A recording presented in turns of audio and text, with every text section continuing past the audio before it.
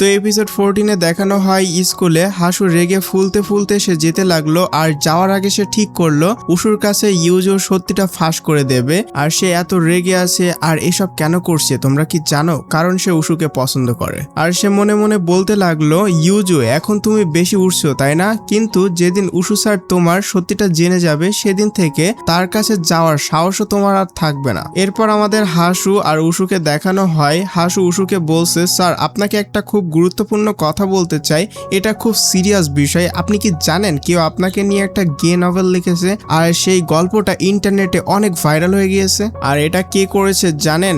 Yuju. তো wushu প্রথমে শান্তভাবে বসেছিল, কিন্তু যখন উশু বলল আমি এই ব্যাপারটা আগেই জানতাম, তখন হাসু পুরোপুরি হতবাক হয়ে গেল। আর সে অবাক হয়ে বলল, আপনি যদি আগেই জানতেন তাহলে এখনো পর্যন্ত কিছু করেননি কেন? আর ওই বাজে ইউজুর মধ্যে কতটা নোংরামি ভরা, আপনার সম্পর্কে এমন সব লিখতে ওর সাহস কিভাবে হলো? আচ্ছা আপনি আগে ওর নভেলটা পড়েছেন নাকি? উশু বলল, হ্যাঁ পড়েছি। এটা শুনে হাসু আরো বেশি অবাক হয়ে গেল আর রেগে গেল। তখন সে ইউজুকে নিয়ে আরো খারাপ কথা বলতে লাগলো, স্যার আপনি এমন কিভাবে করতে পারেন? আপনি সবসময় ওই ইউজুর পক্ষই কেন নেন? ক্লাসে হোক বা অতিরিক্ত ক্লাস, সবসময় ওর দিকে বেশি মনোযোগ দেন, অথচ আমি ক্লাসের টপার, আমি সবচেয়ে বেশি ভালো, তবু আপনি কখনো আমার দিকে নজরই দেননি। কিন্তু উশু শান্তভাবে বলল, তুমি আমাকে ভুল বুঝছো, আমার কাছে সব শিক্ষার্থী সমান, ইউজুর জায়গায় তুমি থাকলেও আমি একই কাজ করতাম। কিন্তু হাসু কিছুতেই তার কথা শুনলো না, কিন্তু সে শুধু ইউজুকে অপমান করেই যেতে লাগলো আর বলল, আপনার আমার পক্ষ নেওয়া উচিত ছিল, কারণ আমি হাসু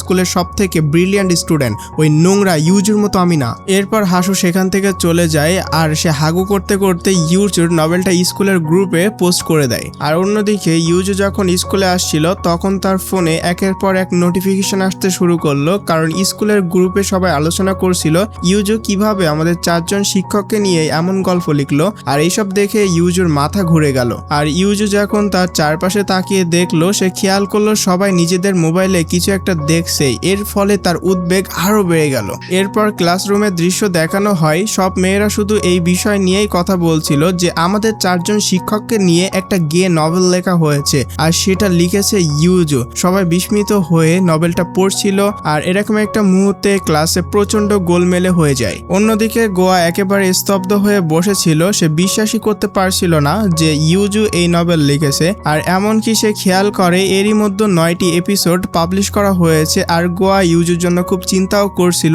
কারণ পুরো ক্লাস জুড়ে শুধু ইউজুকে নিয়ে আলোচনা হচ্ছিল। আর এদিকে দেখানো হয় হাসু প্রিন্সিপালের অফিসে, সে প্রিন্সিপাল ম্যামকেও নভেলটা দেখালো, কিন্তু প্রিন্সিপাল ম্যাম ছোট ছোট লেখা পড়তে পারছিল না। তিনি বললেন, এত ছোট অক্ষর আমার তো মাথায় ঘুরে যাচ্ছে, তুমি নিজেই বলো এটা আসলে কি? তখন হাসু সবকিছু খুলে বলল, এটা একটা গে নভেল, এখানে 4 জন চরিত্রে আমাদের স্কুলের নতুন শিক্ষক। গল্পে দেখানো হয়েছে তারা একে অপরের প্রেমে পড়েছে, এমনকি উশু স্যার আর গিজিয়ান স্যারের মধ্যে কে ডংজো স্যারকে নিজের করে পাবে আর কে তার সঙ্গে রোমান্স করবে সেটাও লেখা হয়েছে। আর এটা শুনে প্রিন্সিপাল ম্যাম পুরোপুরি হতবাক হয়ে গেলেন। তিনি বললেন, আমি কি শুনলাম, বিশ্বাসই করতে পারছি না, কেউ এমন কিছু লিখতে পারে? এরপর হাসু তাকে আরো উস্কে দিতে লাগলো, ম্যাম এই কারণে আমাদের স্কুল আর শিক্ষকদের খুব খারাপভাবে বদনাম হতে পারে, আর এটা এমনিতেই ভাইরাল হয়ে গিয়েছে, এটা যদি আরো ভাইরাল হয়ে যায় তাহলে মিডিয়াতেও খবর পৌঁছে যাবে, আর তখন মানুষ আমাদের স্কুল সম্পর্কে কত রকম কথা বলবে, একবার ভেবে দেখুন। আর এইসব কথা শুনে প্রিন্সিপাল ম্যাম তো আরো ভয় পেয়ে গেলেন। তখন হাসু আরো বলল, ম্যাম আমি তো মন থেকে চাই আমাদের স্কুলের সম্মান সবসময় উপরে থাকুক, কারণ আমি এই স্কুলকে অনেক বেশি ভালোবাসি। এছাড়া এখানকার শিক্ষক আর শিক্ষার্থী আমার পরিবারের মতো, কিন্তু একটা নোংরা মানসিকতার শিক্ষার্থীর কারণে আমি চাই না আমাদের স্কুলের এত ক্ষতি হোক। প্রিন্সিপাল ম্যাম মাথা নেড়ে বললেন, হ্যাঁ তুমি ঠিক বলছো, আর বিষয়টা যদি স্কুলের মধ্যেই শেষ করা যায় সেটাই ভালো হবে। তারপর তিনি দীর্ঘ নিঃশ্বাস ফেলে বললেন, এই স্কুলে আমার একটা দিনও শান্তিতে কাটে না। অবশেষে তিনি হাসুকে বলে, তুমি এখন যাও, লেখাপড়ায় মন দাও, আমি সব দেখছি, তুমি চিন্তা করো না। হাসু খুশি মনে সেখান থেকে চলে গেল, কিন্তু প্রিন্সিপাল ম্যাম এখনো চিন্তায় ডুবে রইলেন। এরপর দেখা যায় ইউজু সাহস করে ক্লাসে ঢুকতে যাচ্ছিল, ঠিক তখনই গোয়া তার হাত ধরে বাইরে নিয়ে গেল। এখন তো এসে জিজ্ঞাসা করলো, সত্যি করে বল এই নভেলটা কি তুই লিখেছিস? যদি লিখে থাকিস তাহলে আমার কাছ থেকে এতদিন লুকিয়েছিলিস কেন? কিন্তু ইউজু কোনো উত্তর দিল না। তখন গোয়া বলল, তুই এতদিন ধরে একা একা সবকিছু সহ্য করছিলি, আমাকে বললে তো অন্তত মনটা হালকা করতে পারতিস। এই কথা শুনে ইউজুর চোখ ভিজে গেল। সে বুঝতে পারলো গোয়া তার উপরে রাগ করেনি, বরং তার জন্য চিন্তা করছে। তাই ইউজু বলল, আমার খুব লজ্জা লাগছিল, সেই জন্য তোকে কিছু বলতে পারিনি। গোয়া বলল, আমি দেখছি তোর নভেলে অনেক ভিউ এসেছে, মানে এটা হিট হয়ে গেছে, আর তুই তো আমাকে কথা দিয়েছিলি নভেল হিট হলে সবার আগে তুই আমাকেই বলবি, তাহলে আমাকে বললি না কেন? আমার উপরে কি তোর বিশ্বাস ছিল না? এরপর ইউজু দ্রুত তাকে বোঝাতে লাগলো, না এমন কিছু না, আমার ভুল হয়েছে। এরপর দুইজনের মধ্যে ভুল বোঝাবুঝি মিটে যায়, আর গোয়ার কারণে ইউজুর মনটা অনেকটা হালকা হয়ে যায়। আর গোয়া তাকে নিয়ে ক্লাসের দিকে হাঁটতে হাঁটতে বলল, আমি তো আছি তোর পাশে। তো এখানে আমি একটা কথা বলি, আমাদের রিয়েল লাইফেও কিন্তু আমরা অনেক খারাপ সময় ফেস করি, আমাদের অনেক খারাপ সময় যায়, হয়তো আমাদের অনেক টাকার প্রয়োজন হতে পারে বা আরো অন্য অন্য প্রবলেমে আমরা পড়ে থাকি। তো সেই সময় অন্য কেউ ব্যক্তি সেই প্রবলেমটা সলিউশন দিতে পারছে না, বা টাকা দিতে পারছে না এমন কোনো সময়, কিন্তু সে যদি তোমার পাশে এসে বসে, দুইটা কথা বলে, তোমাকে বোঝার ট্রাই করে, তাহলে তোমার মনটা কিন্তু অনেক হালকা হয়ে যাবে। মানে সে তোমাকে হয়তো সেই জিনিসটা দিয়েই হেল্প করতে পারছে না, কিন্তু তার দুইটা মুখের কথা দিয়েই কিন্তু তোমাকে অনেক বড় হেল্প করতে পারে। মানে সবসময় যে টাকা পয়সা দিয়েই হেল্প করতে হবে এমনটা না, মুখের কথাই হচ্ছে অনেক বড় একটা হেল্প হতে পারে আমার মনে হয়। তো এইখানে কিন্তু আমাদের গোয়া আর ইউজুকে এই সিরিজের শুরু থেকেই কিন্তু অনেক সুন্দর একটা বন্ধুত্ব মানে এখানে ফুটিয়ে তোলা হয়েছে আর কি। তো যাই হোক, চলো এখন আবারও ড্রামাতে যাওয়া যাক। পরে তারা যখন ক্লাসে আসে, তারা খেয়াল করে অদ্ভুত নীরবতা, আর সবাই ইউজুকে নিয়ে গসিপ করছিল, মজা করছিল। আর ইউজুর বন্ধুদের তো হাসুর উপরে খুব রাগ হচ্ছিল, তাই তারা হাসুর কাছে গিয়ে জিজ্ঞাসা করলো, তুই কিভাবে নিশ্চিত হলি যে এই গল্পটা ইউজুই লিখেছে? তোর কাছে কি প্রমাণ আছে? এটা তো অন্য কেউ লিখতে পারে। তখন হাসু বলল, নভেলে উশু স্যারের যেসব সংলাপ আছে সেগুলো হুবহু ইউজুর মতো। এরপর হাসু আরো বলল, সত্যি করে বলো তো, তোমাদের কি এমন মানুষদের অদ্ভুত লাগে না? আমার তো ঘৃণা লাগে। ইউজুর বন্ধুরা সঙ্গে সঙ্গে প্রতিবাদ করলো, ভদ্রভাবে কথা বল, সে আমাদের বন্ধু, সে যা ইচ্ছা তাই লিখতে পারে, তোর সমস্যা কি? তখন আরেকজন হাসুর সাপোর্টের মেয়ে বলল, তবুও শিক্ষকদের নিয়ে এমন লেখা উচিত হয়নি। ভাবো তো, কেউ আমাদের নিয়ে এমন কিছু লিখে ফেললো আর আমরা জানতেও পারলাম না। আর আরেকজন বলল, কে জানে, হয়তো সে এখনো কারণ নিয়ে গল্প লিখছে। আর সেই মেয়েটা বলল, ইউজু খুবই খারাপ, আর এমন মানুষরা স্বাধীনতার নাম করে একদিন অপরাধী হয়ে যায়। আর এইসব কথা শুনে ইউজুর বন্ধুরা মারামারি শুরু করতে যাচ্ছিল, ঠিক তখনই ইউজু আর গোয়া ক্লাসে ঢুকে পড়ে, তাই সবাই হঠাৎ চুপ হয়ে যায়। আর তার বন্ধুরা আবার হাসি মুখে গিয়ে ইউজুকে গুড মর্নিং বলতে শুরু করে, যেন কিছুই হয়নি। কিন্তু এরপর হাসুর এক বন্ধু বলল, এই বিষয়টা কমিটির কাছে অবশ্যই যাওয়া উচিত, তাহলে ওর বাবা মা ওর কীর্তিকলাপ সম্পর্কে জানতে পারবে। ভাবতেই লজ্জা লাগে, ওর বাবা মাকে ওর লেখা এসব পড়তে হবে। আর হাসুর বাকি বন্ধুরাও সমর্থন জানায়, ঠিকই বলেছো, আর বলতে থাকে, আমি হলে লজ্জায় বাড়ি ছেড়ে পালিয়ে যেতাম। আর এসব শুনে তো গোয়ার রাগ নিয়ন্ত্রণের বাইরে চলে গেল। সে চিৎকার করে উঠলো, তুই অনেক বেশি কথা বলিস। এরপর সে হাসুর বন্ধুকে মারতে শুরু করলো, মানে মাইট তো না, মেয়েরা যা করে আর কি, চুল ছেঁড়াছেড়ি। আর এতটাই সির ছিল যে সবাই তাকে অনেক থামানোর চেষ্টা করছিল, কিন্তু সে কিছুতেই চুল ছাড়ছিল না। তাই সবাই অবাক হয়ে গেল, আর হাসুও শখ খেয়ে জমে গিয়েছিল। আর ইউজু শান্তভাবে বসে সবকিছু দেখছিল, তার মনে হচ্ছিল যেন গোয়া ঠিক কাজই করছে। অবশেষে উশু সেখানে আসে আর জোরে চিৎকার করে বলে, তোমরা কি করছো? তখন গোয়া তাকে ছেড়ে দেয়, আর ইউজুর তিন বন্ধু নিজেদের সিটে ফিরে যায়। উশু সবার দিকে বিস্মিত হয়ে তাকিয়ে থাকে। তো উশু লক্ষ্য করলো ইউজু ভীষণ অস্থির হয়ে আছে, তাই কাউকে বকাঝকা না করে সে শুধু বলল, ইউজু আমার সাথে চলো। তখন ইউজু তার সঙ্গে ক্লাস থেকে বেরিয়ে গেল, আর তারা বের হতেই তার বন্ধুরা আবার অন্য মেয়েদের সঙ্গে তর্কে জড়িয়ে পড়ল। This video sponsored by this website. Guys, আপনারা কি জানেন এই ওয়েবসাইটের মাধ্যমে ইনস্টাগ্রামের ফলোয়ার বাড়িয়ে নেওয়া যায়? এছাড়া নতুন ফিচার অ্যাড করা হয়েছে, যেমন টিকটকের ফলোয়ারও বাড়িয়ে নিতে পারবেন। তো প্রথমত আপনাদেরকে যেটা করতে হবে, নতুন একটা জিমেইল খুলতে হবে এবং সেই জিমেইল দিয়ে একটা ইনস্টাগ্রাম খুলতে হবে। আর জিমেইল এবং ইনস্টাগ্রামের পাসওয়ার্ড সেম রাখবেন। ভুলেও এখানে রিয়েল ইনস্টাগ্রাম এবং জিমেইল দিয়ে লগ ইন করবেন না, কারণ এখানে যেটা দিয়ে লগ ইন করবেন সেই অ্যাকাউন্টটা সাসপেন্ড হয়ে যাবে, সো বি কেয়ারফুল। যাই হোক, এরপর ফলোয়ার আইকনে ক্লিক করবেন, দেন এখানে ইনস্টাগ্রামের ইউজার নেম দিয়ে ফাইন্ড ইউজারে ক্লিক করবেন। এখানে রিয়েল ইনস্টাগ্রামের ইউজার নেম দিলে কোনো সমস্যা নাই। দেন এখানে আপনার মন মতো ফলোয়ার টাইপ করে স্টার্টে ক্লিক করবেন। এখানে দেখুন বিফোর অ্যান্ড আফটার রেজাল্ট। এরপর উশু আর ইউজু একান্ত কথা বলতে লাগলো। ইউজু বলল, স্যার প্লিজ সবাইকে বলুন আপনি এসব আগে থেকে জানতেন না, আমি চাই না আপনার উপরে কেউ আঙ্গুল তুলুক। তখন উশু অবাক হয়ে বলল, এই সময়ও তুমি নিজের কথা না ভেবে আমার কথা ভাবছো? ইউজু মাথা নিচু করে বলল, আমার নিজের ভুল স্বীকার করা উচিত, তাই আমি চাই না আপনি এইসবের ভিতরে জড়ান। উশু তার কথায় মুগ্ধ হয়ে বলল, দায়িত্ব তোমাকেই নিতে হবে, বিষয়টা এখন কমেডি পর্যন্ত যাচ্ছে, তাই কিভাবে ক্ষমা চাইবে আর কিভাবে ভুলটা সংশোধন করবে সেটা ভেবে রেখো। তবে মনে রেখো এই দায়িত্ব শুধু তোমার নয়, আমিও এর সঙ্গে জড়িত ছিলাম, তুমি একা নও। ইউজু চুপচাপ দাঁড়িয়ে রইল, কারণ সে ভীষণ মানসিক আঘাতের মধ্যে ছিল। তখন উশু তাকে সাহস দিতে শুরু করলো, আমি জানি এখন তোমার মনে অনেক ধরনের চিন্তা ঘুরছে, ভয়, অনুশোচনা, লজ্জা, হয়তো সবই আছে। হয়তো মনে হচ্ছে তোমার জীবন শেষ হয়ে গেছে, কিন্তু বিশ্বাস করো কিছুই শেষ হয়নি। তাই অতিরিক্ত চিন্তা করো না, সাহসী হও। আর তাছাড়া মানুষ ভুল করলেই শেখে আর আরো ভালো মানুষ হয়ে ওঠে। আমি নিশ্চিত সামনে যাই আসুক না কেন তুমি সবকিছুই মোকাবেলা করতে পারবে, তুমি হাল ছাড়বে না। উশুর কথা শুনে ইউজুর চোখ ভিজে গেল। সে বুঝতে পারলো উশু সত্যি তার জন্য অনেক চিন্তা করে, তাই তার মনটা অনেকটা হালকা হয়ে গেল। এরপর উশু বলল, চলো প্রিন্সিপাল ম্যাম আমাদের ডাকছেন। তারা দুইজন প্রিন্সিপালের অফিসে গেল। সেখানে প্রিন্সিপাল ম্যাম ইউজুকে খুব কঠোরভাবে বকাঝকা করতে লাগলো। এসব কি, তোমার মাথায় এমন চিন্তা ভাবনা কিভাবে এলো? তুমি তো তোমার শিক্ষকদেরই প্রেমের জটিলতার মধ্যে ফেলে দিয়েছো। একজন শিক্ষার্থীর এত সাহস কিভাবে হলো যে সে নিজের শিক্ষকদের নিয়ে এমন গল্প লিখে সমাজে তাদের হাসির পাত্র বানায়? উশু কিছু বলতে যাচ্ছিল, কিন্তু ম্যাম তাকে থামিয়ে দিলেন। তিনি শুধু ইউজুকেই বকতে লাগলেন, এ কেমন শিক্ষা? আমার তো মনে হয় এসব ইন্টারনেটের প্রভাব, আর এখনকার বাচ্চারা শিক্ষকদের খেলনা মনে করতে শুরু করেছে। এরপর তিনি কঠোর স্বরে বলেন, এখনই তোমার এই বাজে নভেল ডিলিট করো, কারণ এর কারণে আমাদের স্কুলের সম্মান নষ্ট হচ্ছে।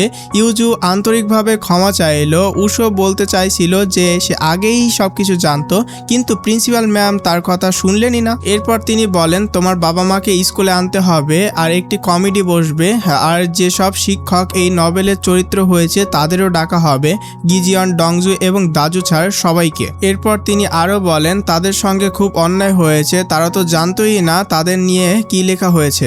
অবশেষে তিনি কঠিন সিদ্ধান্ত জানালেন, কমিটির মিটিং শেষ হওয়ার পর তোমাকে স্কুল থেকে বহিষ্কার করা হবে, কারণ তোমার মতো অসভ্য শিক্ষার্থীর এখানে কোনো জায়গা নেই। এ কথা শোনার পর ইউজুর মাথায় যেন আকাশ ভেঙে পড়ল। উশু ভীষণ অবাক হয়ে গেল, কারণ সে ভাবতেই পারেনি প্রিন্সিপাল ম্যাম সরাসরি ইউজুকে স্কুল থেকে বের করে দেওয়ার কথা বলবেন। তো এরপর আমরা দেখি ডংজু, গিজিয়ন আর দাজু তিনজনই ইউজুর লেখা সেই স্টোরি পড়ে অবাক হয়ে গেছে। এতটাই অবাক যে দাজু তো মাথা চেপে ধরে বসে পড়ে। গিজিয়ন অবাক হয়ে জিজ্ঞাসা করে, তুই এত তাড়াতাড়ি পড়ে ফেললি কিভাবে? তখন সে বলে, হ্যাঁ, কারণ আমি তোর মতো সোলো না। এরপর সে দুজনকে গল্পটা বোঝাতে শুরু করে। গল্পে দেখানো হয়েছে কিভাবে ইউজু ডংজুর প্রতি আর ডংজু উশুর প্রতি গভীর প্রেম জন্মায়, আর সেই কারণেই তারা দুইজন একে অপরের জন্য মারামারিতেও নেমে পড়ে। মানে একে অপরের জন্য এমন পাগল হয়ে যায় যেন গোবর ভরা মাথা থেকে বের হওয়া আজগবি কল্পনার এক খিচুড়ি, আর সেটা ভীষণই বাজে ছিল। আর গিজিয়ন এখনো কিছুই বুঝতে পারেনি। তখন দাজু বিরক্ত হয়ে বলে, তোর ছোট মাথা দিয়ে এসব বোঝার দরকার নেই, ছেড়ে দে। এরপর ইউজুকে নিয়ে বলতে থাকে, এটা কেমন মেয়ে রে? কোনো মেয়ে আমাদের সম্পর্কে এমন কিভাবে ভাবতে পারে? সত্যি বলতে শুরু থেকেই আমার মনে হতো ইউজুর দৃষ্টিভঙ্গি আমাদের চারজনকে নিয়ে ঠিক ছিল না। দেখিসনি কিভাবে সে আমাদের দিকে তাকিয়ে থাকতো? তাই তো আমি সবসময় বলি মানুষের ভেতরটা আমি দেখলেই বুঝে ফেলতে পারি। আর এদিকে তখন ডংজু চুপচাপ বসেছিল, সে শুধু মনোযোগ দিয়ে পর্বটা পড়েই যাচ্ছিল। তাই দাজু তাকে জিজ্ঞাসা করে, ভাই তোর কি হয়েছে? তোর কি এই নভেলের প্রতি একটু বেশি আগ্রহ হয়ে গেছে? এরপর সে বলে, এখন তুই বল, এটা কি আমাদের মত প্রকাশের স্বাধীনতা নাকি চুপি চুপি আমাদের জীবনে উকি মারা? আমাদের তো এর বিরুদ্ধে মামলা করা উচিত, মানহানির মতো মামলা করে দেই। বলো ভাইয়ারা, আমি কি উকিল খোঁজা শুরু করব, যাতে পুরো পৃথিবীকে দেখাতে পারি কিভাবে আমাদের পুতুল বানিয়ে আঙুলের ইশারায় নাচানো হয়েছে? কিন্তু ডংজু তাকে থামিয়ে দেয়। সে বলে, ইউজু এখনো ছোট একটা মেয়ে, আর এই বয়সে বাচ্চারা একটু দুষ্টামি করেই থাকে। কিন্তু দাজু বলে, এই ভুলকে শুধু দুষ্টামি ভেবে ছেড়ে দেওয়া যায় না, কারণ এই নভেল আমাদের অনুমতি ছাড়া লেখা হয়েছে, এটা খুবই খারাপ কাজ। সে আমাদের কথা শুনেছে আর সেগুলো লিখে দিয়েছে, আমাদের কাছ থেকে কোনো অনুমতিও নেয়নি। এতে আমাদের ইমেজের উপরে প্রভাব পড়তে পারে, তাই চাইলে আমরা আমরা সহজেই মামলা করে দিতে পারি। ডংজু বলে, দেখ তুই একদম ঠিক কথাই বলেছিস, কিন্তু আশ্চর্যের বিষয় হলো আজ তুই এত যুক্তির কথা বলছিস কিভাবে? তোর সেই ছাত্রছাত্রীদের পক্ষ নেওয়া ভালোবাসা কোথায় গেল? আর ডংজু আরো বলে, আমার কথা এখনো শেষ হয়নি। আমরা যদি এসব কথা বলি তাহলে অবশ্যই মামলা হবে, কিন্তু যদি আমরা বলি যে এই নভেল নিয়ে আমাদের কোনো সমস্যা নেই তাহলে বিষয়টা এখানেই শেষ হয়ে যাবে। এসব শোনার পর গিজিয়ন বলে, তার মানে ইউজুর শাস্তি পুরোপুরি আমাদের কথার উপর নির্ভর করছে। আমরা চাইলেই তাকে ডুবাতে পারি, আবার আমরা চাইলেই তাকে বাঁচাতেও পারি। কিন্তু দাজু বিরক্ত হয়ে বলে, তোমাদের দুইজনের কি হয়েছে? ওহ, এখন বুঝেছি, তোমাদের তিনজনকে তো প্রধান চরিত্র বানানো হয়েছে, শুধু আমাকেই বানানো হয়নি, কারণ আমি ছিলাম সাপোর্টিং রোলে, এজন্যই তোমাদের কারোর কোনো মাথা ব্যথায় নেই। ঠিক তখনই উশু সেখানে এসে জানায় প্রিন্সিপাল ম্যাম একটা কমিটি গঠন করতে যাচ্ছে আর তোমাদের তিনজনকেও সেখানে ডাকা হয়েছে। তখন দাজু বলে, দেখ এদের দুইজনের মতে আমাদের সিদ্ধান্তের উপরই ইউজুর শাস্তি নির্ভর করবে। তোর কি মত? আমাদের কিছু একটা বড় পদক্ষেপ নেওয়া উচিত, তাই না? তোর মাথাও তো অনেক গরম, তাই নিজে ভেবে ইউজুর জন্য একটা বড় শাস্তি ঠিক করে ফেল। কিন্তু উশু চুপ থাকে আর গিজিয়ন তখন দাজুকে বকাঝকা করে। অন্যদিকে জিয়া ইউজুকে বোঝাচ্ছিল, সে বলে, দেখ মেয়েরা সাধারণত ছোট বিষয়কে বড় করে তোলে, কিন্তু কিছুদিন পর আবার সব ভুলেও যায়, তাই ওদের কথাগুলো নিয়ে এত ভাবিস না, গসিপ করাই তো ওদের কাজ। এসব কথা শুনে ইউজুর খুব ভালো লাগে, কারণ অন্তত জিয়া তাকে সমর্থন করেছে। ঠিক তখনই ইউজুর বাবা পেছন থেকে এসে জিজ্ঞাসা করে, আজ এই রাস্তা দিয়ে বাড়ি যাচ্ছ কেন? ইউজু বলে, এমনি, এখানে অনেক শান্তি লাগে। বাবা আবার জিজ্ঞাসা করেন, তোমার মন এত খারাপ কেন? সব ঠিক আছে তো? জ্বর টর আসেনি তো? ইউজু হেসে বলে, না বাবা, আমি একদম ঠিক আছি, শুধু একটু ক্লান্ত লাগছে। আচ্ছা যাই হোক, কিন্তু আপনি আজ এত তাড়াতাড়ি বাড়ি ফিরছেন কিভাবে? আপনি তো সাধারণত অনেক দেরি করে আসেন। বাবা বলেন, হ্যাঁ, কিন্তু অনলাইনে কাজ বাকি আছে, ভাবলাম বাড়িতেই শেষ করে নেব। কাজের চাপ অবশ্যই আছে অনেক, কিন্তু আমার আদরের মেয়েকে দেখলেই সব ক্লান্তি উড়ে যায়। কিন্তু এসবের পরেও ইউজুকে আগের মতো খুশি দেখাচ্ছিল না, তাই বাবা চিন্তিত হয়ে পড়েন। তিনি বলেন, দেখো মা, জীবনে সবারই সমস্যা আছে, কেউই খুব সহজে জীবন পার করতে পারে না, তাই সমস্যার সঙ্গে লড়তে শিখতে হবে আর সেগুলোকে একটু হালকাভাবে নিতে হবে, কারণ জীবন অনেক বড় আর এসব তো কেবল শুরু। জানো মা, আমি যখন তোমার বয়সে ছিলাম তখন অনেক বিষয় নিয়ে কাঁদতাম, মনে হতো যেন সবকিছু শেষ হয়ে গেছে, আর এখন সেই সব তুচ্ছ বিষয় মনে পড়লে আমার হাসি পাই। ইউজু জিজ্ঞাসা করে, তাহলে সেই চোখের জ্বরগুলো কোনো মূল্য ছিল না? বাবা বলেন, না, মূল্য অবশ্যই ছিল। আজও আমি সেই সব মনে করে অনুপ্রেরিত হই, কারণ দুঃখ আমাকে অনেকবার ঘিরে ধরছিল, ভেঙে দেওয়ারও চেষ্টা করেছিল, কিন্তু আমি কখনো হাল ছাড়িনি, তাই তুমিও কখনো হাল ছেড়ো না। কিন্তু অতিরিক্ত লোভী হয়েও না, অতিরিক্ত দৌড়িও না, ক্লান্ত হয়ে গেলে একটু থেমে যেও, আর মনে রাখবে তুমি যেখানেই থামো না কেন সেখানেই তোমার বাবাকে পাবে, যে সবসময় তোমাকে সমর্থন করবে, তাই কাউকে ভয় পেও না। তখন ইউজু বলে, বাবা, আমি আপনাকে একটা কথা বলতে চাই, আমার মনে হচ্ছে এখন সত্যি থেমে যাওয়ার সময় এসেছে, আর এজন্যই আপনার সমর্থন আমার খুব দরকার। এরপর দৃশ্য পরিবর্তন হয়, বাড়ির দৃশ্য দেখানো হয়। তার বাবা মা দুইজন কথা বলছিল, মা চিন্তিত হয়ে ভাবছিল ইউজু কি বলতে চাচ্ছে। ঠিক তখনই ইউজু নিজের ল্যাপটপ নিয়ে এসে বসে পড়ে। মা জিজ্ঞাসা করে, কি হয়েছে? বাবা বলে, আগে উঠে বসো, পায়ে ব্যথা করবে। কিন্তু ইউজু বলতে শুরু করে, আমি নভেল লিখি, সবার কাছ থেকে লুকিয়ে নভেল লিখি, আজ থেকে নয়, অষ্টম শ্রেণী থেকেই। মা অবাক হয়ে বলেন, সত্যি? ইউজু বলে, শুরুতে আমার কোনো নভেলে ভিউ আসতো না, একটা লাইকও পেতাম না, তবুও লিখতে আমার ভালো লাগতো, কারণ চরিত্রগুলোকে আমি নিজের ইচ্ছা মতো চালাতে পারতাম, যা চাইতাম তাই বানাতাম, আর তাছাড়া সবকিছু আমার ইচ্ছা মতনই হতো, আর আমার প্রতিদিন স্কুল যেতেও ভালো লাগতো না। কিন্তু এটা ভেবে খুশি হতাম যে স্কুল থেকে ফিরে আবার গল্প লিখতে পারবো, তাই জীবনটা আমার ভালোই লাগতে শুরু করছিল। আমি জানি আমার মধ্যে কোনো বিশেষ প্রতিভা নেই, তবুও নভেল লেখা কাজটা আমি মন দিয়ে করতাম। মা বলে, ওহ তাই তো বলি, তুই সবসময় ল্যাপটপে ব্যস্ত থাকিস, আর আমি তো ভাবতাম তুই পড়াশোনায় ব্যস্ত। আর এদিকে কিন্তু বাবা অনেক খুশি হচ্ছিল। তখন মা বলে, আচ্ছা, কিন্তু এতে এত বড় ব্যাপারটা কোথায়? তখন ইউজু বলে, আমার সর্বশেষ নভেলটা অনেক জনপ্রিয় হয়েছে, লাখ লাখ ভিউ আর লাইক পেয়েছে, তাই একটা বড় প্রকাশনা প্রতিষ্ঠান আমাকে প্রস্তাব দিয়েছে। আর এই কথা শোনার পর তার বাবা আনন্দিত হয়ে ওঠেন, বাহ, আমার মেয়ে তো দারুণ কাজ করেছে। কিন্তু ইউজু আবার বলে, সমস্যা হলো আমি সেই গল্পটা আমার শিক্ষকদের নিয়ে লিখেছি, তাই প্রিন্সিপাল ম্যাম কমিটি ডেকেছে, আপনাদের দুইজনকে ডাকা হয়েছে, কারণ আমি যা লিখেছি তা ঠিক ছিল না, আর সবকিছুই অনুমতি ছাড়া লিখেছিলাম। এখন পুরো স্কুল বিষয়টা জেনে গেছে আর সবাই আমাকে ঘৃণা করছে। বাবা মা ভীষণ অবাক হয়ে যায়, তাদের মেয়ে এমন কি লিখেছে। তখন ইউজু বলে, আপনারা নিজেরাই পড়ে দেখুন, রাখুন, তবে আমি চলে যাওয়ার পর পড়বেন। কিন্তু বাবা মা এখনো কিছুই বুঝতে পারছিলেন না। তারা ভাবছিলেন এমন কি হয়েছে যে কমিটি পর্যন্ত বসতে যাচ্ছে। আর অন্যদিকে ইউজু ঘরে গিয়ে বসে, তারপর পাঠকের উদ্দেশ্যে লিখতে শুরু করে, আমি এই নভেলের লেখক। আমি আমার চারপাশে মানুষদের দেখে এই গল্প লিখেছিলাম, তাদেরই চরিত্র বানিয়েছিলাম, তাদের কথা অভ্যাস সব লিখে ফেলেছিলাম, আর সেটা ছিল ভুল। কিন্তু আমি জানতাম না যে আমার এই গল্প এত মানুষের ভালো লাগবে। আর তাছাড়া একজন লেখকের উচিত চারপাশের ঘটনা থেকে গল্প তৈরি করার প্রতিভা থাকা, কিন্তু দুর্ভাগ্যবশত সেই প্রতিভা আমার নেই। তাই আমি সবার কাছে ক্ষমা চাইতে চাই, কারণ আমার এই নভেলের কারণে অনেক মানুষ কষ্ট পেয়েছে। আর আমি কারোর অনুমতি ছাড়াই সব লিখে ফেলেছিলাম। আর এগুলো লেখার সময় সে একদম ইমোশনাল হয়ে যায়, তার দু চোখ থেকে পানি পড়তেই থাকে আর তার বুকটা ফেটে যাচ্ছিল। আর ইউজু আরো লিখতে থাকে, এই নভেল লিখতে গিয়ে আমি খুব সুখে ছিলাম, এতটাই সুখী যে নতুন জীবন পেয়েছি। মানুষ আমাকে ভালোবেসেছিল, আমার গল্পকে হৃদয় দিয়ে গ্রহণ করেছিল। কিন্তু আমি এই সুখের যোগ্য নই, কারণ এই সুখ আমি অন্য কারোর জীবন থেকে ধার নিয়েছি। না, ধারও না, আমি তো চুরি করেছি। তাই এখন আমি নিজের ভুলের দায় স্বীকার করে এই নভেলটি ডিলিট করতেছি